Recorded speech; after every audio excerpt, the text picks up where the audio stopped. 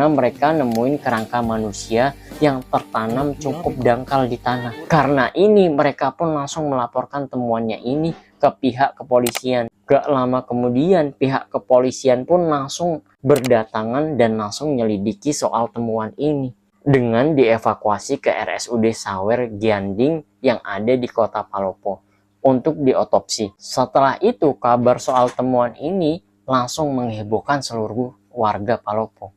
Dan banyak juga warga-warga di sana yang mulai mengaitkan soal temuan ini dengan hilangnya Feni yang sempat heboh di tahun lalu. Gitu juga keluarga Feni yang langsung melaporkan ke pihak kepolisian untuk memastikan identitas temuan kerangka tadi. Jadinya polisi pun langsung meminta keluarga korban atau keluarga Feni ini ke RSUD untuk melihat langsung ke sana.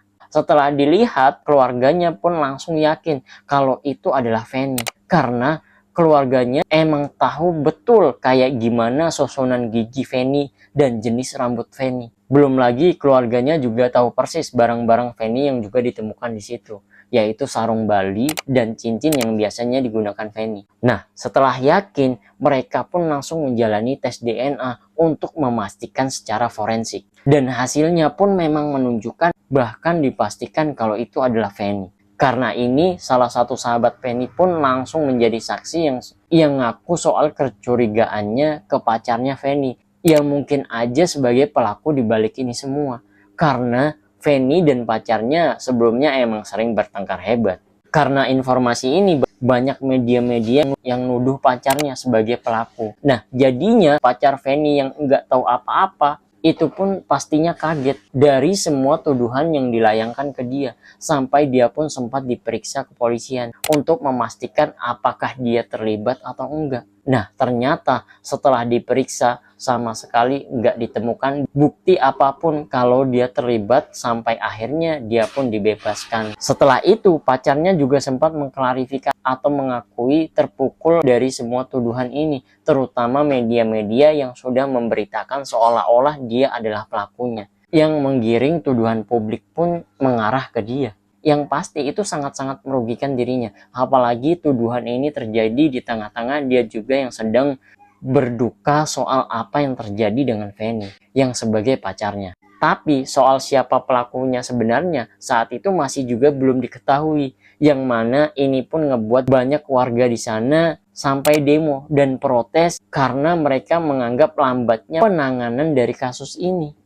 Dan banyak juga masyarakat di sana, bahkan media sosial yang nuntut keadilan untuk Feni. Sedangkan di balik itu, polisi juga masih kebingungan mengungkap kasus ini, terutama siapa pelaku sebenarnya. Nah, kayak tadi, pelakunya ini bukan orang yang dikenal Feni, makanya nggak mudah menarik benang merah. Nah, tapi apapun itu, warga dan mahasiswa yang melakukan demo juga punya tujuan yang baik demi keadilan. Tapi dibalik itu semua, dibaliknya sulitnya memecahkan teka-teki ini, AB dan timnya yang sebagai perwakilan Polda Sulawesi Selatan terus kerja keras mencari titik terang dengan intens menemui keluarga Feni dan juga mempelajari secara detail kerangka yang ditemukan tadi. Dan disinilah AB pun mulai ngelihat ada sesuatu titik terang atau petunjuk yang sempat terlewatkan. Itu soal tali yang mengikat kedua tangannya Feni, yang mana ikatannya itu adalah pola ikatan simpul yang biasa digunakan anak pramuka atau pencinta alam. Apalagi tubuh Feni pun ditemukan di hutan yang merupakan sebagai destinasi wisata alam. Nah, dari sini barulah benang merah pun mulai bisa ditarik untuk disambungkan antara ikatan simpul tadi dan wisata alam. Dari sini, AB dan timnya pun mulai menduga kemungkinan pelakunya berasal dari background pencinta alam atau pramuka. Karena ini, AB dan timnya pun mulai menganalisis dan mempelajari sekitar rumah Feni.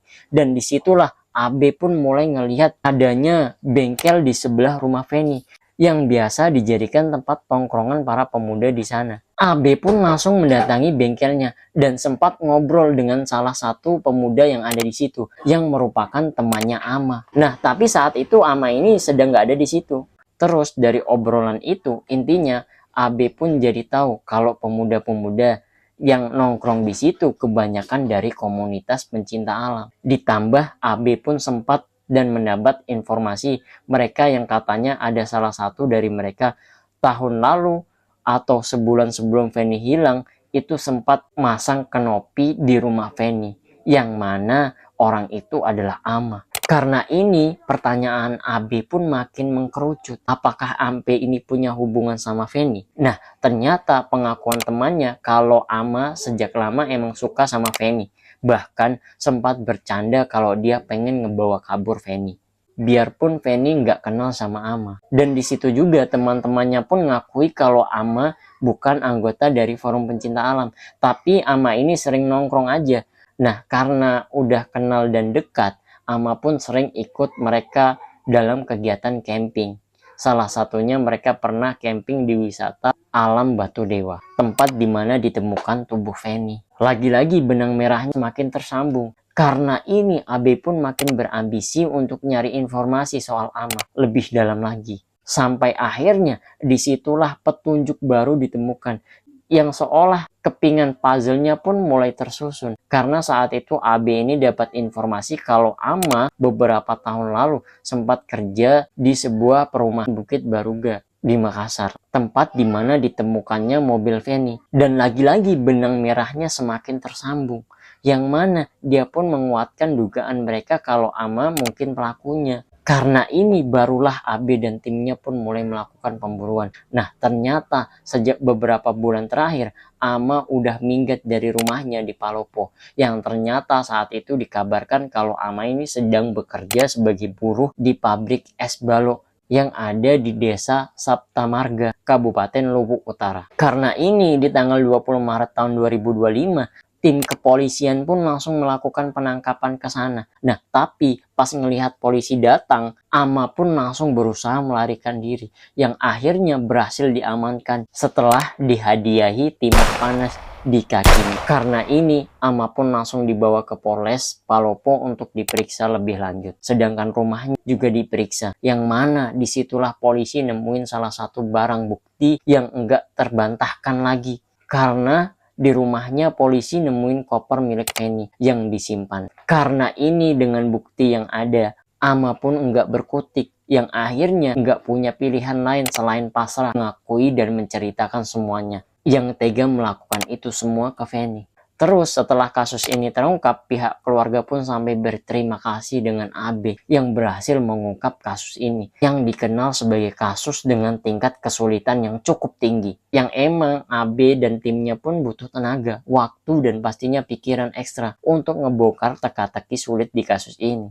Karena nggak semuanya bisa ngelihat celah dari kecil pola ikatan simpul tadi, karena semua titik terang yang mengarah ke pelaku yang semuanya berawal dari pola ikatan simpulnya. Nah, jadi dari kasus ini banyak sekali pelajaran yang bisa kita ambil. Salah satunya, kita harus sering-sering berdoa minta perlindungan kepada Tuhan atau Allah Subhanahu wa Ta'ala. Kalau kita lihat dari kasusnya Feni ini, kan Feni ini nggak punya masalah apapun ke Ama, tapi dia mendapatkan masalah yang sebesar ini. Dan semoga kita selalu dalam perlindungan Allah. Sekian cerita kali ini, sampai bertemu lagi di kisah kasus selanjutnya.